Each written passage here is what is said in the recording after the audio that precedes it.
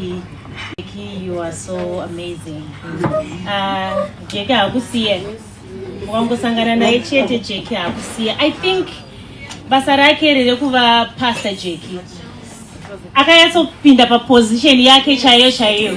Because pandakatanga kuziva Jackie kudhara aingoita zvake zvokuadvisa soko muchachape soko muchachape soko itese but soko vachavateerera. Anyway, thank you Jackie, I love you so much. Ini ndinongotaura kuti chengetedza paspace yako yebasa rako.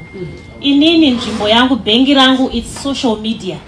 The reason why you always see me keeping quiet ndichituka left right center ndinoziva kuti apa ndopa FBC pangu apo ndopa bhengi pangu. So ndikazoonekwa ndakuvhura muromo ndakutukana nevanhu ana dzambo anotengerwa nani mapampa tinobhadhara sei zvinhu zvida mainvestment ada kuitwa. Saka whatever space that you are yauri kutengesera yauri kuita business, take it serious. Don't look kuside. Usacheuke kuti munhu ari kuti shi ina handicheuke kuti who is saying this. Madam boss kune manude ariko ndinongoramba ndakangotsikitsira musoro ndomanya ndinosaina contract handitika madam boss vazodai vawanikwa vari pakona pakadai ndinoramba ndakatsikitsira musoro. Kunyarara kunokunda zvakawanda. Kunyarara kunochengetedza marelationships. Kunyarara kunochengetedza even kana kwawakaroorwa chaiko zvinongonzi mai Michaela vakanyara even unogona kurambirwa pane chinhu chechokwadi mukupabata.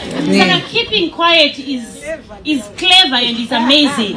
Saka inini makandiona ndiri painternet ndichitamba dance iyoyo ndo bhengi rangu. Even makati madam boss garo razodai zvazodii ndo bhengi rangu.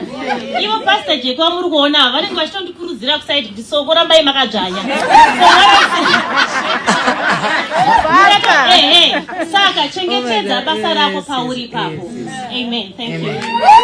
Hi guys, I'm Ngarande. So this is Futura synthetic high fiber hair. So and certain number, I think I'm saying it right.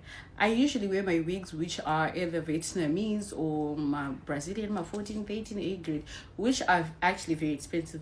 Most of my wigs sometimes range from $1,000, $2,000, $3,000 US. But this type of hair that I found, I remember look it up, I found it here in China. So for the Futura, and I'm sure maintenance won't be that hard. I saw because I'm sure it will take because it is synthetic hair, but maybe after a period of time. To make it glueless is another way to just make sure you maintain this type of hair. So this type of hair is very nice, especially in a color it. You can make it glueless and maybe rock a photo shoot and visa kind of team special events or whatnot. Because it is synthetic hair, the Vietnamese, but this is very nice and premium synthetic. I think I like it as well. So vudzi iri darwan sakana ushida mukoto we supplier wangu without uzvishe zvako ega maybe une link ndokasa kukupa link wondipa mari because handikupi mari. But kana uda kutengera uri kuZimbabwe kuti yanditengero iri rakawanda. Let me show you also the other type that I have. It's the same here but other colors. So this is another color that I got online. Saka ndikuita ndichikukamera I saw that man sorry kama ngengedona when I can close your eyes, you can make it glueless. It's very nice actually. So nduku kama ndokurakidza kuvhara sumva iri nogona ti kumova. So ndukurifarira and the closure is very beautiful. So nandichiti if you want to buy my 1-1 udoti ndizokutumira 1-1 ndizokusenderai. Just know kana my 1-1 guys is expensive because kutumira bvudzi 1-1 kunotongodhura. Ndinokupai at $75. Kana uchida ku 1-1 $75 ndakanokutambidzai. But the boring part about 1-1 just know kuti shipping inodhura guys. And the 1-1 usa expect kuti ndobva ndatokuti air shipping ndio toripo and air shipping I want my 15 days mazwana 15-18 days kuti wane bvudzi rako.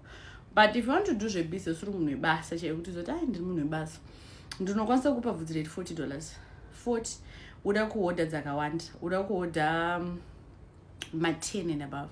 So kana uchitenga 10 and above ndokupa at $40 but then wobhadhira wega shipping yako. So ndakupa at $40 uchabhadhira wega shipping. So meaning unodependent watenga mangani. Remember $20 per kg shipping mazwana on the air, which is maybe 15 to 18 days depending on shipping company yako. Kana uchiona utone yako shipping company, I can just buy for you the cross check for you, peg it for you ndokupa shipping company yako. You also pay my tracking code ma shipping company yenyu. But ndavapa bvudzi rangu harinetsi kumaintaina because I did my research. Hanzonoisa stay soft even overnight mangwana nomuka literally bow and itengwa. But just to note, usafungo synthetic even Futura, it is same as my Vietnamese my Brazilian, my 14A grade. No, but it's a good subsidiary because I'm sure it looks very nice. And let me give you another color. Guys, this is beautiful. I'm going to see Vietnamese double drone.